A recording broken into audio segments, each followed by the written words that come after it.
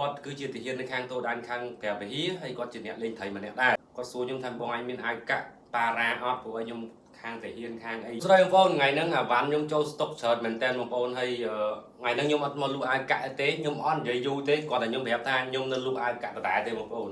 អញ្ចឹងបើសិនជាបងប្អូនត្រូវការអាវកាក់បងប្អូនអាចឆាតមកខ្ញុំបានគឺខ្ញុំនៅតែលក់ដដែលទេគ្រាន់តែឥឡូវប្រពន្ធខ្ញុំគាត់អ្នកលក់វិញបងប្អូនគាត់ជួយលក់ជួយអីទៅព្រោះខ្ញុំធ្វើការអញ្ចឹងខ្ញុំអត់សូវបានតបឆាតភ្ញៀវទេមានស្មាត់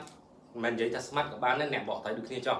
ហើយគាត់គឺជាទាហាននៅខាងតូដែនហ្នឹងហើយខ្ញុំសុំនិយាយតែខ្ញុំអត់សុំនិយាយចេញឈ្មោះគាត់ទេហើយកាលមុនហ្នឹងគាត់បានមកទិញអាវមិនដឹងឬក៏ទិញមុខអីក៏មិនដឹងដែរខ្ញុំវាភ្លេចទៅបងប្អូនហើយខ្ញុំធ្លាប់និយាយមួយគាត់ដែរគាត់គឺជាទាហាននៅខាងតូដែនខាងព្រះវិហារហើយគាត់ជាអ្នកលេងថៃម្នាក់ដែរអានេះខ្ញុំនិយាយត្រង់ហើយខ្ញុំក៏និយាយប្រាប់គាត់ដែរកាលនោះគាត់ដូចជាគាត់សួរខ្ញុំថាបងឯងមានអាវកាក់ប៉ារ៉ាអត់ព្រោះខ្ញុំខាងទាហានខាងអីចឹងទៅចេះមួយចុះពីរពេលនោះខ្ញុំអត់មានទេហើយពេលដែលគាត់និយាយប្រាប់ខ្ញុំហ្នឹងក៏គាត់មិនមែនតែពេលដែលគាត់ទិញហើយគាត់អត់ឲ្យលុយខ្ញុំគាត់និយាយដែរគាត់ឲ្យលុយខ្ញុំហើយទើបគាត់ប្រាប់ខ្ញុំថាគាត់ហ្នឹងគឺជាបងកងទ័ពឬក៏បងប្អូនកងទ័ពនៅខាងជួរព្រះវិហារហ្នឹងហើយនៅខាងតូដែនហ្នឹងហើយខ្ញុំក៏ប្រាប់គាត់ដែរថាបើសិនជាអាវកាក់ដែលខ្ញុំទិញមួយសារក្រោយឬក៏ចូលស្តុកមានអាវកាក់ប៉ារ៉ាខ្ញុំជូនគាត់មួយគឺខ្ញុំ free ជាការឆ្លាញ់រាប់អានគ្នាខ្ញុំអត់គិតលុយហើយក៏អត់គិតសេវាអីពីគាត់ដែរអានេះគឺខ្ញុំជូនទៅគាត់ជាទឹកចិត្តរបស់ខ្ញុំបងប្អូនហើយអត់ទាន់បានផ្ញើទៅគេទេព្រោះអីរវល់ការងារច្រើនមែនតើបងប្អូនទីមួយអាបានចូលស្តុកផងហើយយើងធ្វើការក្រៅផងហើយយើងក៏បកថៃផងអញ្ចឹងអត់មានពេលទេបងប្អូននេះ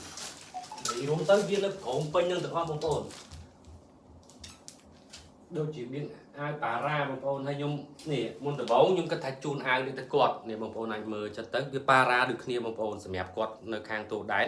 វាជាទឹកចិត្តរបស់ខ្ញុំវាមិនជារបស់ថ្លៃរាប់រយដុល្លារអីទេតែអានេះ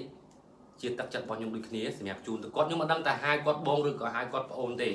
ញ្ចឹងខ្ញុំហៅគាត់បងចុះហ្នឹងហើយយើងផ្ដល់កិត្តិយសគ្នាទៅវិញទៅមកអានេះប៉ារ៉ានេះដូចគ្នាបងនេះវាមានកប៉ៅឯនេះទុកដាក់ដបទឹកបើអានេះវាប៉ារ៉ាស្រស់នេះបងប្អូននេះហើយគាត់នឹងគីឡូ52គីឡូខ្ញុំបានឆាតសួរគាត់ហើយគាត់គីឡូ52ហើយខ្ញុំគិតថានេះមួយយ៉ាងដែរហើយខ្ញុំទីទៀតខ្ញុំនឹងធ្វើវីដេអូនឹងហើយគឺខ្ញុំឆាតតាម Telegram ទៅគាត់អានេះខ្ញុំអត់សុំនិយាយឈ្មោះគាត់នៅក្នុងវីដេអូរបស់ខ្ញុំទេនេះ